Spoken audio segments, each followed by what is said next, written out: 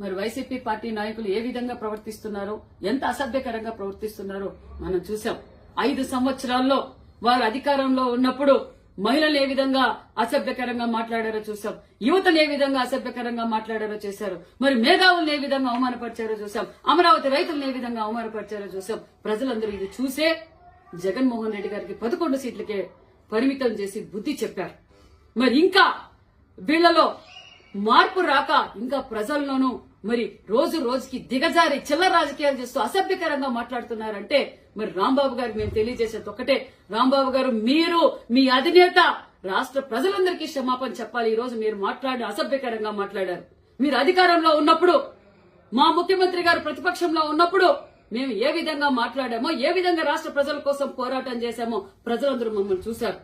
ఈ రోజు మేము అధికారంలోకి వచ్చాం. అధికారంలోకి వచ్చిన తర్వాత మాకు చంద్రబాబు నాయుడు గారు నేర్పింది సంస్కారంగా మాట్లాడండి, రాష్ట్ర ప్రగతి కోసం పోరాటం చేయండి, ఎవరిని రపరప నరకద్దండి, ఎవరిని రెచ్చగొట్టద్దండి, ఎవరిని అసభ్యకరంగా మాట్లాడొద్దండని మా నాయకులు ముఖ్యమంత్రి చంద్రబాబు నాయుడు గారు మమ్మల్ని ఆదేశించారు. మేము చూస్తూ ఉన్నామనుకుంటున్నారేమో, చట్టం తన పంతం చేస్తుంది. మా యువగల అధినేత నారా లోకేష్ బాబు గారు ఒక్క మాట చెప్తే మీ వైసీపీ నాయకులు ఒక్కరు గడప దాటి కూడా బయటికి రారన్న విషయం తెలియజేస్తున్నాం. మేము రెచ్చగొట్టకూడదు, మేము దౌర్జన్యాలకు పాల్పడకూడదని మా యువగల అధినేత నారా లోకేష్ బాబు గారు సంస్కారంతో ఈ రోజు రాష్ట్ర ప్రగతి కోసం ఈ రోజు మేము కష్టపడుతుంటే మీరు మా మాన్యశ్రీ ముఖ్యమంత్రి చంద్రబాబు నాయుడు గారిని ఈ విధంగా అసభ్యకరంగా మాట్లాడతారా? సిగ్గుస్తరం ఉందా? మనిషి అయితే నువ్వు మాట్లాడతావా రాంబాబు?